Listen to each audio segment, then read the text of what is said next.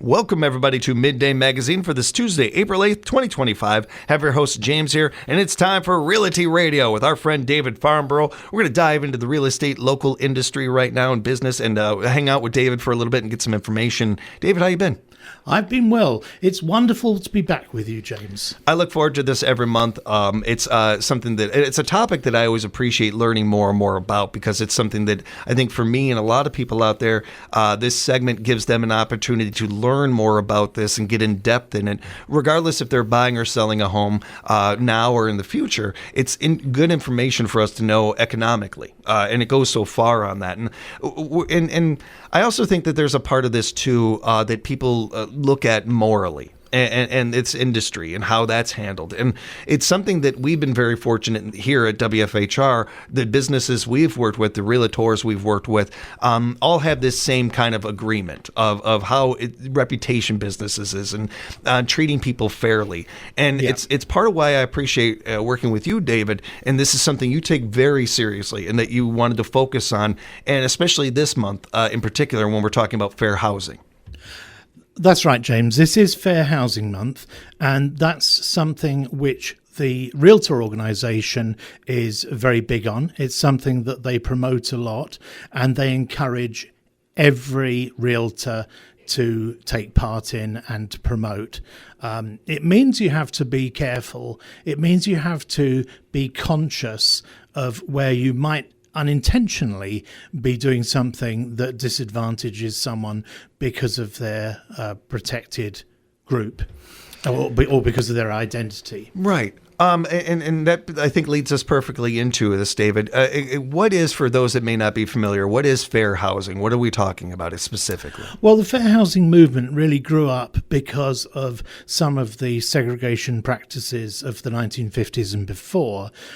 Also, there were, you've probably heard of redlining, which was guidelines on who could be lent money to and who couldn't due to neighbourhoods. And when you looked at those neighbourhoods, the neighbourhoods where you couldn't lend money to were predominantly the black neighbourhoods.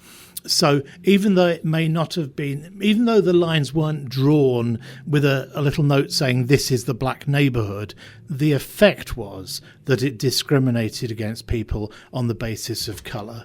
And people have tried to address that since the civil rights movement of the 50s and 60s and going on. Things have been refined somewhat, and also they've been dealt with at several different levels. So we do have some federal laws that outlaw discrimination. I was going to say they prevent discrimination, but they don't any more than laws against murder stop people from murdering people. Right. So we do have the federally protected classes, and these are people who you can't discriminate against in housing, and that includes how I do my job as a realtor. It includes people who are selling houses. It includes people who are buying houses. It includes people who are who have homes to rent. They have to be very careful that they don't discriminate. Now, the federally protected classes under the Fair Housing Act include race, colour, national origin, religion, sex, disability, and familial status. Now, that last one is a big surprise to anyone because, who would discriminate against someone because they have a family or don't? Well, you would be surprised how many people selling homes say, I just want to see it going to a nice family. Mm-hmm. Well, that's all well and good, but then you're discriminating against someone who doesn't have a family, and that's not right. So those are the federally protected classes. Now, the state of Wisconsin also has some protected classes which are in addition to the federal classes, and those are ancestry, marital status, lawful source of income. Mm-hmm. For example, someone can be on SSI and they can still buy a house if they have sufficient income for their mortgage lender, sexual orientation, and their status as a victim of domestic abuse. Now, that's another one that you wouldn't expect, but it does come up. Now, sexual orientation, you would think that would be covered under the federal protected class because that's quite a well-known area of discrimination. And in fact, HUD, the Department of Housing and Urban Development, has actually identified sexual orientation as a protected class. This is their interpretation of sex as a protected class. Right. And also gender identity is also considered to be part of the sex discrimination. So, but the Wisconsin protected classes just make it a little bit clearer on sexual orientation. They just say, no, we can't discriminate. So anyone dealing in housing in the state of Wisconsin has to follow those rules. And then we have another layer. We have the National Association of Realtors, who says, well, we want to make it absolutely clear that we're not going to discriminate against somebody on the grounds of gender identity. So it doesn't matter what someone identifies as. We're just going to treat them the same as we would anybody else. So I think it shows that there is an effort, both with our legislatures and with our professional body, to try and outlaw discrimination. I like to go even further. So with my brokerage, Rapids Homes, I try and make sure I don't discriminate against anyone, because I'm not going to go down the list of protected classes, and it's a long list, and try and work out which class somebody fits into and how I'm going to not discriminate against them. I'm just not going to discriminate against anyone.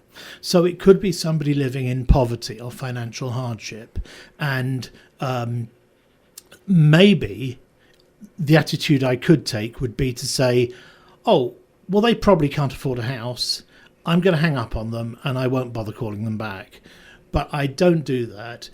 Anyone who approaches me who says, I like to buy a house, I say, well, let's look into it. Let's look at the possibilities. Maybe you can borrow. Maybe your income is sufficient, or maybe you can save some money up, and then after that, you'll be able to borrow sufficient to make the difference between our down payment and the price of a home. So I try and be a can-do agent for everybody. I'm also very conscious of people with different immigration or citizenship statuses, because I am an immigrant myself.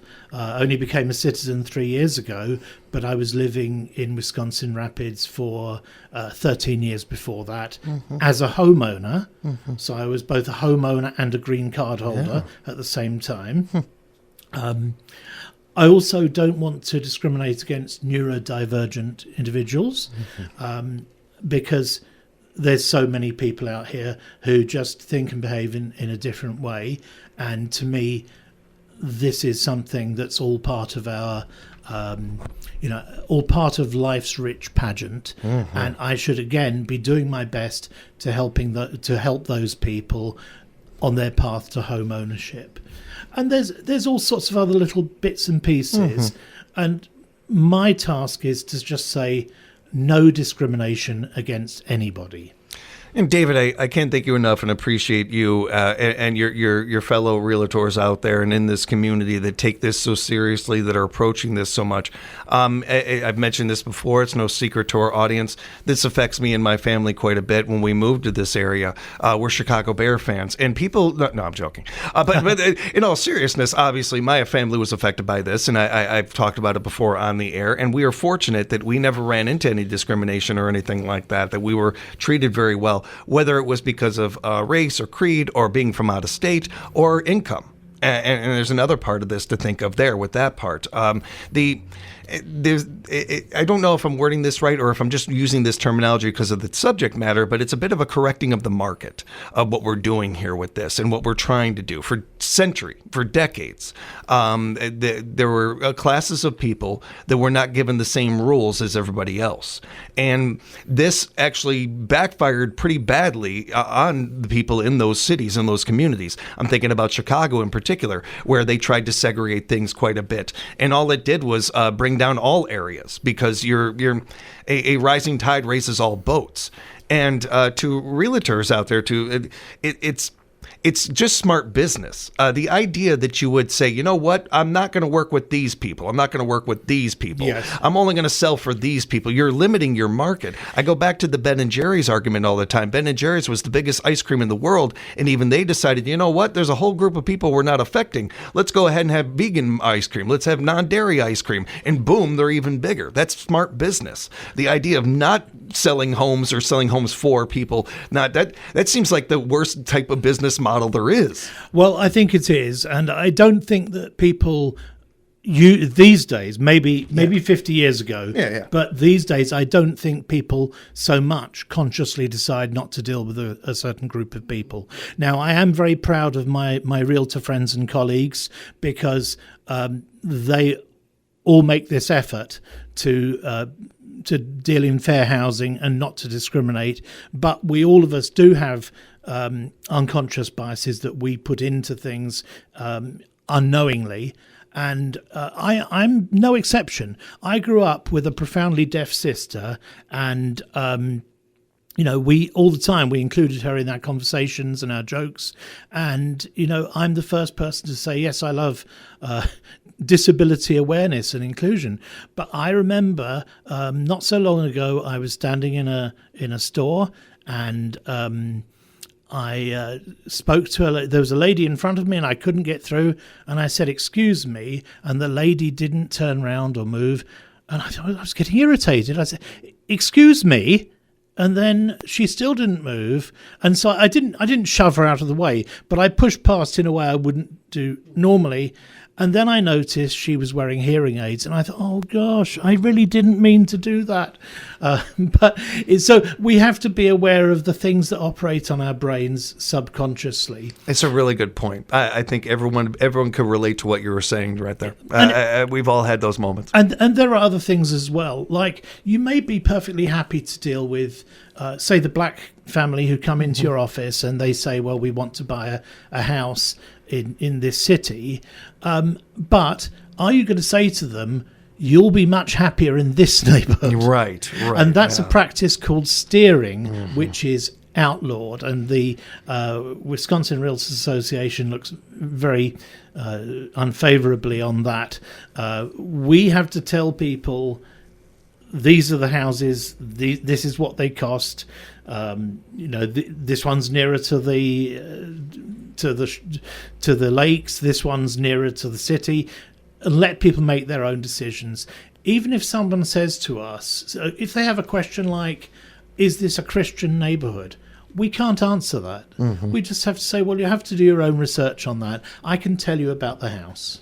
And again, this is just smart business, not just for realtors out there and businesses like that, but for communities. In neighborhoods, you want the value of your home to be as good as it can be. Bringing in good people does that. Them taking care of their home does that. It's a domino effect that this has, where the people that we're bringing in, the people that we're talking about here, that giving them an equal playing field, all that does is improve your economy, improve your neighborhood, and these things. It has a very strong, good domino effect. And I think it needs to be said too, with all of this, in case it isn't known, nobody's looking for extra here. We're trying to even things out. We're trying to make this equal for everybody. I think that's very important, because discriminating in favor of a group who has historically been discriminated against is just as bad. You want to make things fair for everybody, so that nobody is kept out. Again, we don't want to exclude anybody. A real correcting of the market here, a really trying to make this an even playing field for everybody, regardless of any of these other things like David was talking about. And we're speaking with David Farmbrough on Realty Radio right now. And David, I know that you briefly wanted to get into the economic forecasts a little bit. Yes, that's right. And at the time of recording, we're at the beginning of April. We're talking about the economy, and there have been some ups and downs in the stock market, as I'm sure you're aware of. What I did read yesterday was an article by Lawrence Yun. He is the chief economist of the National Association of Realtors, and he was talking about how the current market uncertainty might affect the economy. And his projection, which is actually something I've seen other economists make as well, was that people are more likely to buy into bonds, into government bonds. And he said this in turn is likely to lead to a reduction in interest rates. Now, I read the headline and I thought, oh, that's great. So we're going to be looking at 3% interest rates again. Well, I read the article in detail and he was talking more about interest rates coming down from 6.7% to 6.1%. No. So it is a reduction. It'll make a difference to people's payments. But it's not going to have a big impact on the housing market. With interest rates where they are at the moment, people who bought in 2020 and 2021 when interest rates were at 3.5% or thereabouts are saying, I'm not going to move house because then I'm going to be paying nearly double the interest rate. So the differential between the interest rates of that period and where we are now. Oh, and of course, a lot of people refinanced at that time as well. So the differential between those low interest rates and where we are now, or where we would be even if interest rates came down 0.6%, is enough to keep a lot of homeowners where they are unless they really need to move. So this is going to feed into the shortage of properties on the market, which is going to feed into it being a seller's market and there being more buyers out there than homes on the market. So it means really that we're not going to see any big changes. Now, nothing is certain. You really can't predict, even if you have a crystal ball, what's going to happen. But as far as the housing market's concerned, I don't think we're looking at any huge differences if you're looking towards the end of this year. I think that it's important to be able to touch on these things, especially from somebody in the industry that is up to date on everything, because oftentimes headlines or even just different articles can lead you to worry or think about this or that. Getting the actual facts, getting the actual information is important. And it also feels like this is something that if you were planning on selling your home or buying a home or anything like that this year in particular, that, stay the course. There's no real reason to change that up. It sounds like, David, you can speak to that better than I can. Well, I think that's right. But what I've said about this previously is that really the best time to buy and sell a house is because you have a need that isn't related to finance. So it's when you need that extra bedroom because you're having another child, or whether you're downsizing because you're empty nesters, or whether you're moving into a retirement home. It's really your personal circumstances should depend on when you move, because otherwise you could be waiting a long time if you're waiting for the market to do something. Well, and not that all that information was fantastic, but I would say almost the headline for us coming out of that is the idea of more inventory. I would say as long as we've been talking real estate on the air here, that has been an issue of having enough inventory. It sounds like this might free up some more. This might make some more houses on the market. It's possible that it has might. The possibility of doing but that. I think it's going to be a small amount. But any bit, just like that percentage change that the chief economist was talking about, could have an impact, especially on a rural level, I would imagine, where there's just almost nothing in some areas. And for just even a couple of more houses on the market, seems like it could be a positive. I'm sure that there are plenty of different directions this can go, too, as you mentioned. You're right. But then, as with all these things, there's a margin of error as well. So it could be that interest rates come down to 5.8% or a little bit lower than that. And obviously, that's what I would like. I don't necessarily want to see them, tumble. But I think it would be nice to see a little bit of an easing of the lack of inventory. It'll make it easier for my home buyers. Yeah. David, this has been a great conversation. I appreciate the talking points that you sent to us and everything. Unfortunately, I don't think we got enough time for tools of the trade. What do you say next time we get together? Maybe we talk about that. I would love to talk about that. This is something thing which I really love. I am an early adopter of technology, and I love my gadgets. And as a realtor, I have access to some really cool tech. So that will be next time. That'll be fun to dive into. We're looking forward to it, and looking forward to hanging out again. Just never have enough time with you, David. It's always good being with you. If you wouldn't mind telling the audience how they can reach out to you, find out more information, that'd be great. Yeah, easiest way to contact me is to text me on 715-323-8594. I accept texts any time of the day or night. Sometimes people will text me at 2 in the morning and I'll respond. I apologized. I don't know. But it can be really important because Yeah. they can text me at 2 with a house they want to see at 9 a.m. and I can have it all arranged by 9 a.m. Telephone calls, obviously, I'm a little bit more limited. So, you can call me, same number, from 8 in the morning till 9 at night. That would be fine. And also they can go to www.rapidshomes.com. And encourage you to bookmark that page. And keep in mind, everybody, these conversations we have once a month with David. If you missed one and you'd like to check one of those out, encourage you to go to civicmedia.us, check out our podcasts, and look for Realty Radio. Every one of these conversations we've been able to have with David have been informative and interesting, especially if you are interested in buying or selling a home. Can't encourage you enough to do your homework. Go back and take a listen to those and spread the word about this segment to everybody. David, appreciate the time. We'll talk again real soon. It's been good to talk, James. Thank you. We'll have more Midday Magazine coming up for you right here at 97.5 FM, 1320 AM, WFHR. We are locally grown radio.